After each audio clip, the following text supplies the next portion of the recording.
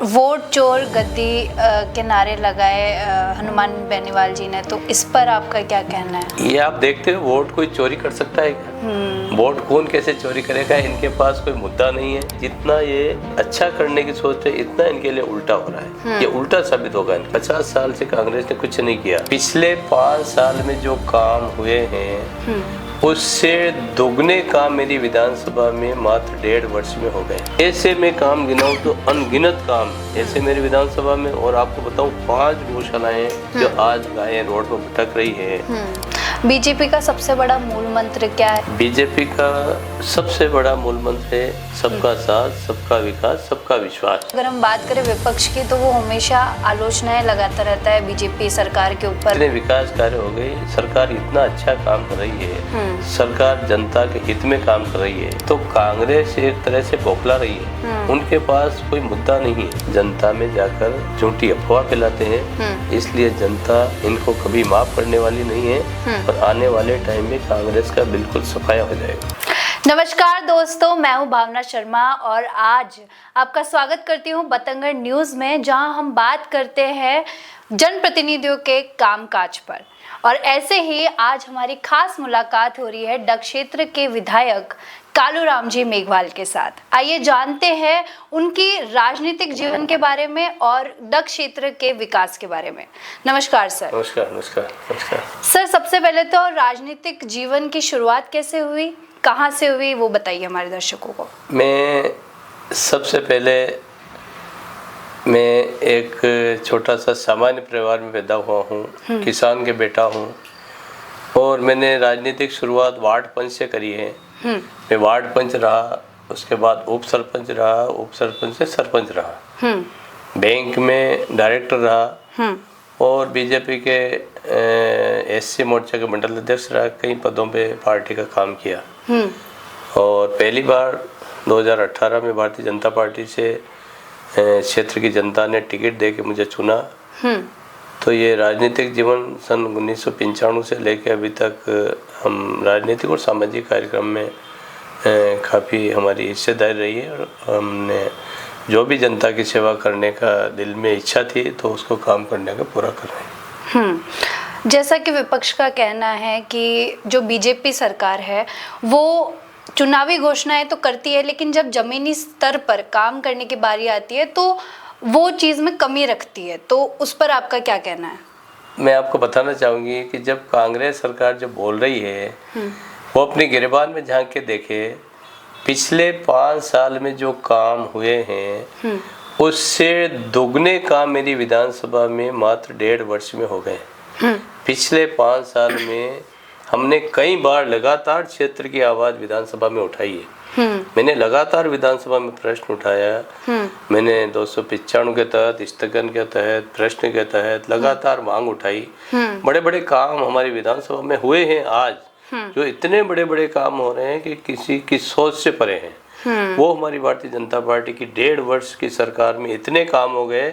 जो कांग्रेस ने जो 50 साल में जो काम नहीं किए वो हम इतनी इस कार्यकाल में कर चुके हैं। थोड़े उन कामों पर आप अगर प्रकाश डालें तो। मैं बिल्कुल आपको बताना चाहूँगा कि जिस प्रकार से मेरी विधानसभा क्षेत्र में सारी सड़कें टूटी सड़कें थी, तो माननीय मुख्यमंत्री महोदय ने, हमारे सरकार ने उन सड़कों को नवीनीकरण के माध्यम से करीब 2.5 वर्ष में 15 करोड़ के लगभग राशि लगाई है। और 7 करोड़ रुपए जो MDR सड़कें टूटी थी उसके माध्यम से लगा के सरकार सड़कें सुदृढ़ करने का काम किया है। हमने करीब 5 से 10 करोड़ के मिसिंग लिंक बनाए हैं अभी 1.5 साल के अंदर। और मेरी विधानसभा क्षेत्र में सबसे बड़ी मांग अस्पताल की थी। मेरा विधानसभा क्षेत्र करीब झालावाड़ मेरी विधानसभा से 175 किलोमीटर की दूरी पे है। मेरे विधानसभा में एक भी बड़ा अस्पताल नहीं था, जिसमें हमारे डग से भवन मंडी की और झालावाड़ की दूरी लगभग 105 किलोमीटर है। तो डग में उप जिला अस्पताल हमने पिछले बजट में ही खोल दिया था, जो आज वहाँ पूरा स्टाफ लग गया है और बहुत अच्छा जो अस्पताल डग में चल रहा है। मेरा क्षेत्र कुंडला से लेके झालावाड़ के बीच में 170 से 75 किलोमीटर लंबा था, तो यहाँ से 170 किलोमीटर से आदमी चल के झालावाड़ जाता था जिला अस्पताल में, जब तक वो आदमी रास्ते में ही अपना दम तोड़ देता था। तो सबसे बड़ी उपलब्धि हमने उप जिला अस्पताल बनाया डग को। उसके बाद इस बजट में हमने भवानी मंडी, एक बहुत बड़ा शहर है, करीब 70 से 80 हजार की आबादी वहाँ पे है, वहाँ भी एक शेष थी, 50 साल से कांग्रेस ने कुछ नहीं किया, उसको भी हमने उप जिला अस्पताल में कर्मोन्नत कराने का काम किया। भवानी मंडी भी उप जिला अस्पताल हो गया। इसी प्रकार से मेरी विधानसभा में 2 कॉलेज पहले हमारी माननीय पूर्व मुख्यमंत्री महोदय वसुंधरा राजे सिंधिया जी ने चोमेला में कॉलेज खुलवाया, एक भवानी मंडी में खुलवाया था। इसी प्रकार डग में महाविद्यालय की जरूरत थी, तो इस बार हमने डग में महाविद्यालय खुलवा दिया पिछले बजट में, तो इस बार वो महाविद्यालय संचालित है। इसी प्रकार से हम पानी के क्षेत्र में देखें तो डग विधानसभा में हमारे मैडम ने की सरकार रही 2 बार हमारे वसुंधरा जी की, उन्होंने काफ़ी 5 से 6 डैम और कई माइक्रो डैम हमारे क्षेत्र में बनाए। बाकी मेरा विधानसभा क्षेत्र एक मध्य प्रदेश सीमा से लगने की वजह से कैचमेंट एरिया की दिक्कत थी, जो हमारी सरकार ने, मध्य प्रदेश सरकार ने मिलकर जो समझौता किया पानी का, उसके तहत पिछले बजट में हमने काली सिंध और चाचुनी नदी पर करीब 1000 से 1200 करोड़ रुपए की लागत की एक डीपीआर तैयार हुई है, जो 55 लाख उस डीपीआर की लागत है। वो बांध बनने की डीपीआर कंप्लीट हो चुकी है। इसी प्रकार इस बजट में हमने गांधी सागर का जो पानी रुका हुआ कैचमेंट एरिया का, गांधी सागर का हमारे क्षेत्र तक पानी रुका रहता है, उसमें 1 करोड़ की लागत से 2 इंटेक वेल बनकर पाइपलाइन के माध्यम से किसानों को सिंचाई सुविधा उपलब्ध होगी। यह सिंचाई सुविधा उपलब्ध होने से हमारा क्षेत्र में बहुत ही किसानों को बहुत फायदा मिलेगा। इसी प्रकार से हमारा सुकेश से लेके डग जो मेगा हाईवे बना था, इसको करीब 10-12 साल रोड को बने, आज दिन तक वो नवीनीकरण नहीं हुआ। पिछले 5 साल में मैंने लगातार कई बार विधानसभा में प्रश्न उठाए, मैंने पीडब्ल्यूडी मंत्री को चिट्ठी लिखी, सीएम साहब को चिट्ठी लिखी, बाकी वो रोड स्वीकृत नहीं हुआ था। अभी पिछले 26 तारीख को लगभग 41 करोड़ 83 लाख रुपए की लागत से उस रोड की स्वीकृति जारी हो चुकी है और उसका टेंडर लग चुका है। इसी प्रकार से हमारे विधानसभा क्षेत्र में चोमेला बाईपास 12 साल से अटका हुआ पड़ा था, अभी 18 करोड़ की लागत से बाईपास का काम चल रहा है, जो निर्माणाधीन है। इसी प्रकार मेरी विधानसभा क्षेत्र में आहू नदी पे पुलिया, जो वसुंधरा राजे जी सरकार में इसकी घोषणा हुई थी और उसका काम चल गया था, बाकी सरकार बदलने के बाद उस काम को रोक दिया गया। 18 करोड़ 53 लाख की लागत से आज वो पुलिया का काम चल रहा है। ऐसे में काम गिनाऊं तो अनगिनत काम ऐसे मेरी विधानसभा में, और आपको बताऊं 5 गौशालाएं जो आज गायें रोड पर भटक रही है, तो मेरी विधानसभा में 5 गौशालाएं अभी खुली, 1-1 करोड़ की लागत से 5 करोड़ की 5 गौशाला का निर्माण का काम चल गया, उसका टेंडर भी हो गया। तो मैं गौशालाओं से जो आवारा पशु हैं, जो हमारे बेसहारा पशु हैं, उनको रखने में हमें बड़ी सुविधा होगी। इसी प्रकार से हमारे क्षेत्र में ऐसे ऐसे विकास कार्य हो रहे हैं कि लगातार बहुत बड़े बड़े विकास कार्य हो रहे हैं। अभी वर्तमान में मेरे विधानसभा क्षेत्र में 2 डैम की स्वीकृति हो रही है, उसमें से एक का तो टेंडर लग चुका है और एक की अभी स्वीकृति आने वाली है, जिनकी लागत 20-20 करोड़ है। इसका किशन नगर माइक्रो डैम जो छोटा बांध था उसको बड़ा करने का, और 20,000 में एक नवी बांध बनेगा जो 20 करोड़ की लागत है। तो आज अगर मैं सारी राशि जोड़ता हूँ तो 250 करोड़ रुपए के लगभग के काम आज मेरी विधानसभा में 1.5 साल में आज काम चल रहे हैं। पिछले कांग्रेस की सरकार में बहुत कम काम हमारे हुए, कोई काम हमने मांगे वो कोई काम नहीं हुए। तो इस बार लगातार इतने अच्छे काम हो रहे हैं कि हम जिसकी सराहना नहीं कर सकते। सर, अगर हम बात करें सड़कों की केवल, तो सड़कें बन तो जाती है, लेकिन उनकी जो क्वालिटी की अगर हम बात करें तो ऐसी होती है कि वो बहुत ही जल्दी गड्ढे उनमें हो जाते हैं, और उसकी वजह से बारिश में खासकर बहुत ज़्यादा परेशानी होती है। तो उस पर आप क्या कहेंगे? सड़कें हमारी सरकार ने एक सोच रखी है कि जो भी सड़क बने उसकी गारंटी पीरियड रहेगी। उस गारंटी पीरियड के माध्यम से 5 साल की गारंटी, तो लगातार 5 साल से उस समय तक को वो सड़क बनानी रहती है। और जो सड़कें हमारे टाइम पे बन रही हैं और निश्चित ही हम उनको बहुत अच्छी सड़कें बनाने का काम करेंगे। और पिछली सरकारों में जो सड़कें बनी उन सड़कों को हम लगातार दुरुस्त कराने का काम कर रहे हैं। और नॉन पेचेबल के माध्यम से उन सड़कों को हमने काफ़ी सुधारा है। और भी कोई सड़कें टूटी है तो उनको बहुत अच्छा काम हम करवाने का प्रयास करेंगे। अगर हम डग क्षेत्र की बात करें तो वो आदिवासी इलाका है, थोड़ा गांव वाला इलाका है। अगर वहाँ पर जो युवा हैं उन लोगों को रोजगार की बात हुई थी और आज भी उन्हें बड़े शहरों की तरफ रुख करना पड़ता है, तो इस पर आपका क्या रुख है और इस पर आपकी योजना आने वाली कुछ बताइए हमें। अब पिछली सरकार में मैंने रिको इंडस्ट्री एरिया खोलने के माध्यम से हमारे क्षेत्र में औद्योगिक क्षेत्र की मांग रखी थी। अब 1.5 साल के अंदर मेरे गांव में करीब 250 बीघा जमीन पे रिको इंडस्ट्री एरिया खुल गया है, जिसका विकास कार्य चल रहा है। उसकी रोड बन गए, प्लाटिंग का काम चल रहा है, उसके बाउंड्री का काम चल रहा है और लाइटिंग का काम चल रहा है। बहुत जल्दी रिको एरिया वहाँ पे स्थापित होगा तो नई कंपनियां आकर वहाँ पर अपना काम करेगी। हमारे सम्मानीय मुख्यमंत्री भजन लाल जी ने इस बार राइजिंग राजस्थान के माध्यम से देश विदेश के निवेशक को यहाँ बुलाकर राजस्थान में निवेशक करने के लिए आमंत्रित किया है। और कई निवेशकों ने अपना निवेश डालने के लिए राजस्थान में आए हैं। तो जिन भी निवेशक ने अपना निवेश डालना चाहते हैं तो हमारे उमरिया में भी रिको क्षेत्र है, वहाँ भी वो अपना निवेश डाल सकते हैं और औद्योगिक क्षेत्र खोल सकते हैं। हमारे क्षेत्र में बहुत अच्छी जगह जो हमारे क्षेत्र में है, माइनिंग एरिया हमारे क्षेत्र में है, जो छोटा स्टोन की माइनिंग हमारे यहाँ होती है, उससे माल बाहर जाता है। तो वहाँ भी कई हमारे गरीब तबके के लोग और लेबर काफ़ी हजारों में वहाँ काम करती है। ऐसे हमारे टेक्सटाइल मिल है भवानी मंडी में, जिसको आरटीएम नाम से जाना जाता है, वहाँ भी हजारों लेबर वहाँ काम करती है। तो ऐसे उद्योग के बारे में हमारे पूर्व मुख्यमंत्री महोदय वसुंधरा राजे सिंधिया जी ने झालावाड़ में एक बीड़ा उठाया था कि हमारे यहाँ एयरपोर्ट बने।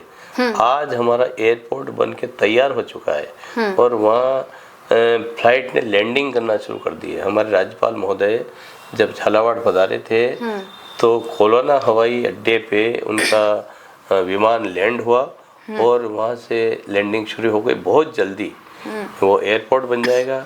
हमारे सांसद दुष्यंत सिंह जी लगातार प्रयास करते हैं कि हमारे क्षेत्र में वन क्षेत्र में किस प्रकार से अभ्यारण्य बने और वहाँ जीव जंतु आए और टाइगर आए। तो बहुत जल्दी उस क्षेत्र में भी वन्य जीव और टाइगर को लाने की प्लान है।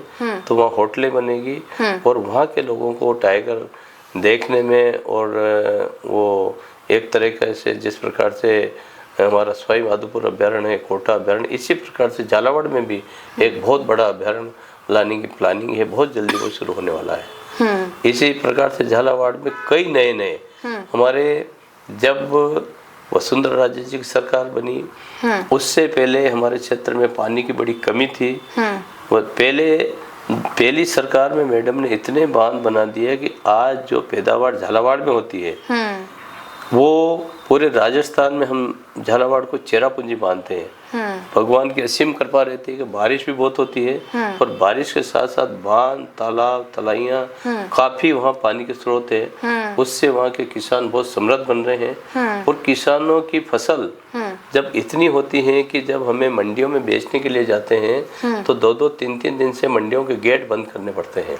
अच्छा। जब हम पहले हनुमानगढ़ और श्री गंगानगर में जब ट्रैक्टर की बिक्री होती थी तो सबसे ज्यादा ट्रैक्टर बेचते थे हनुमानगढ़ और श्री गंगानगर में। आज आप रिकॉर्ड उठा के देख ले, पूरे राजस्थान में सबसे ज्यादा ट्रैक्टर के बिके हैं तो झालावाड़ जिले में भी है। तो मैडम ने वसुंधरा राजे सिंधिया जी ने पहले ही हमारे यहाँ बहुत अच्छा काम करा दिया है और अभी हमारी सरकार ने इतना अच्छा काम कराया कि झालावाड़ बहुत विकास की ओर अग्रसित है।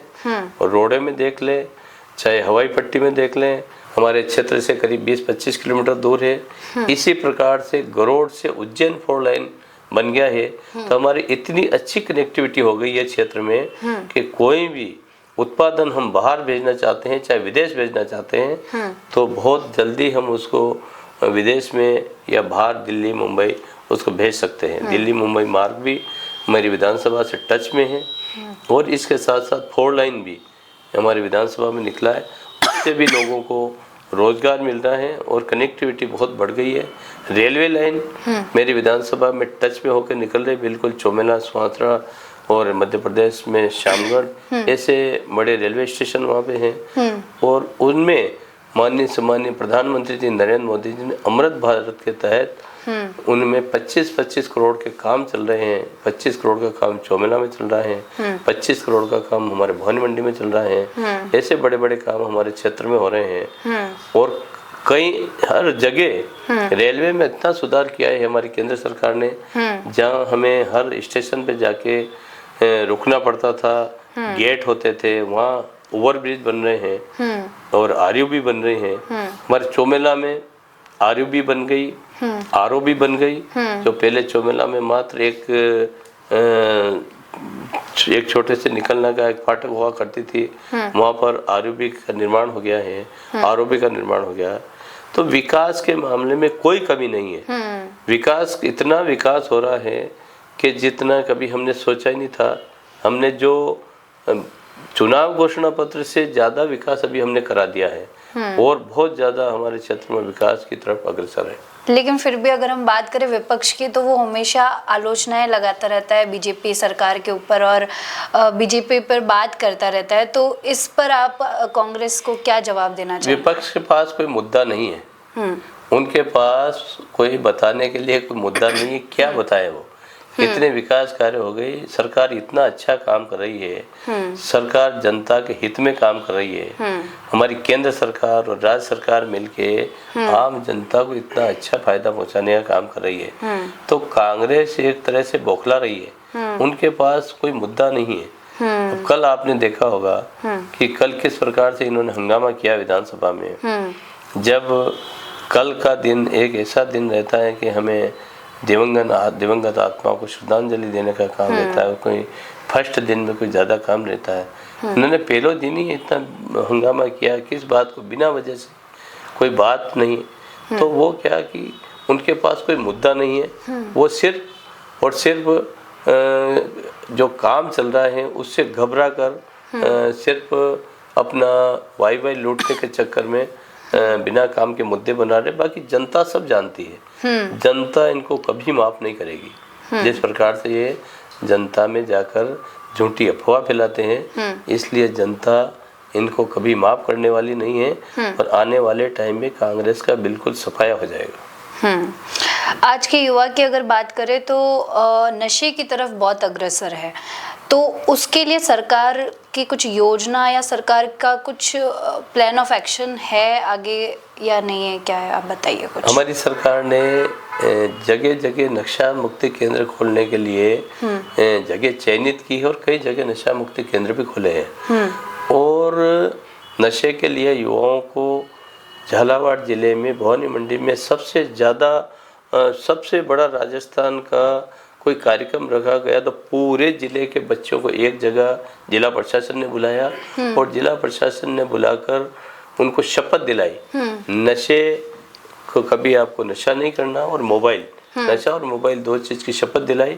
उसके माध्यम से हम जगह जगह प्रचार कर रहे हैं, जहाँ भी जाते हैं बच्चों को सिखाते हैं कि आपको मोबाइल से दूरी बनानी है और नशे से आपको मुक्त रहना है। वैसे हमारे क्षेत्र में बहुत कम नशा यूज करते हैं ऐसे, और दूसरी जगह की बजाय हमारे क्षेत्र में कोई किसी प्रकार का नशा नहीं होता है। और हम युवाओं को कहना चाहेंगे कि आप पढ़ लिख कर आगे बढ़े और इस क्षेत्र का नाम रोशन करें और नशे और मोबाइल से दूर रहें।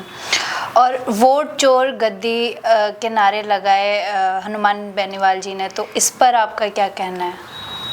ये आप देखते हो, वोट कोई चोरी कर सकता है क्या?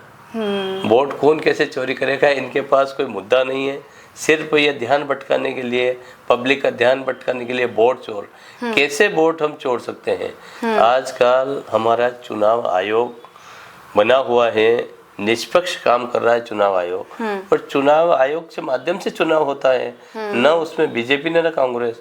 ये चुनाव आयोग का काम है किस प्रकार से वोट को जोड़ना, किस प्रकार से कोई फर्जी नाम कई सालों से चल रहे हैं, किसका नाम मध्य प्रदेश में नाम है तो उसका राजस्थान में नाम है, किसका नाम पंजाब में नाम है तो उसका भी राजस्थान में नाम है, तो उसकी एक प्रकार से हम उसको आइडेंटिफाई करके एक व्यक्ति का एक ही जगह नाम रहे, ताकि वो गलत वोटिंग नहीं करे और उस गलत चीज का किसी को डाउट नहीं हो, और उसके लिए भी सही है और हमारे लिए भी सही है। इस प्रकार से इस चीज को हम एक बार से निरीक्षण करके चुनाव आयोग अपना काम कर रहा है कि वोटिंग बिल्कुल सही तरीके से निष्पक्ष चुनाव हो। तो इनका ये बिल्कुल कोई मुद्दा नहीं है, वोट चोर का सिर्फ इनका झूठा है, और जनता इनको जान गई, जितना ये अच्छा करने की सोचते इतना इनके लिए उल्टा हो रहा है, ये उल्टा साबित होगा इनके लिए।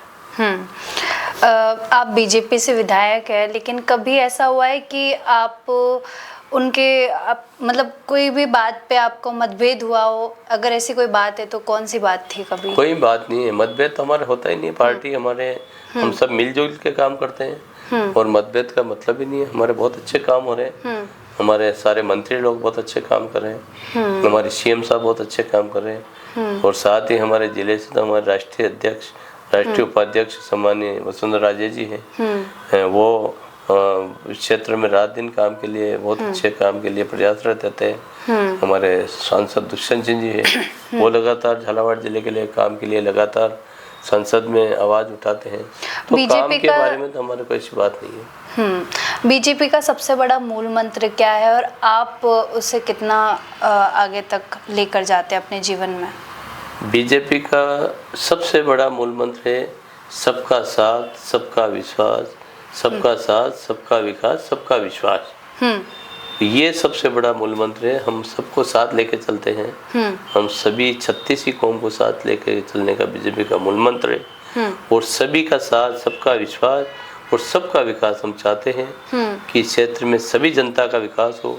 चुनाव जीतने के बाद जनप्रतिनिधि सभी का रहता है, न बीजेपी न कांग्रेस, उसको सभी का काम करना पड़ता है। तो हमारे दिल में कोई द्वेषता नहीं है। जब चुनाव के बाद जब जनप्रतिनिधि क्षेत्र में जाता है तो उसके लिए सारी जनता एक समान रहती है। तो हम सब मिलकर काम कर रहे हैं, और जनता का हमारे किस प्रकार से जनता का काम हो, लगातार क्षेत्र में जनता का काम करने के लिए हम रात दिन तत्पर रहते हैं। हमारे दर्शकों को हमारे चैनल के माध्यम से आप क्या बोलना चाहेंगे, क्या संदेश देना चाहेंगे, एक बार बताइए। मैं दर्शकों को धन्यवाद देना चाहता हूं कि आज जो आपके चैनल के माध्यम से जो आपने इतना अच्छा कार्यक्रम रखा, मैं आपको धन्यवाद देना चाहता हूं, और मेरे क्षेत्र की जनता को धन्यवाद देना चाहता हूं कि मेरे क्षेत्र की एक देवतुल्य जनता है। जनता ने मुझे दूसरी बार विधानसभा में भेजा, मैं जनता की एक एक आवाज़ विधानसभा में उठाता हूँ और उठाता रहूँगा। अभी हमारे क्षेत्र में फसल खराबा हुआ है अतिवृष्टि के कारण, उसके लिए भी मैंने विधानसभा में क्वेश्चन लगाए हैं।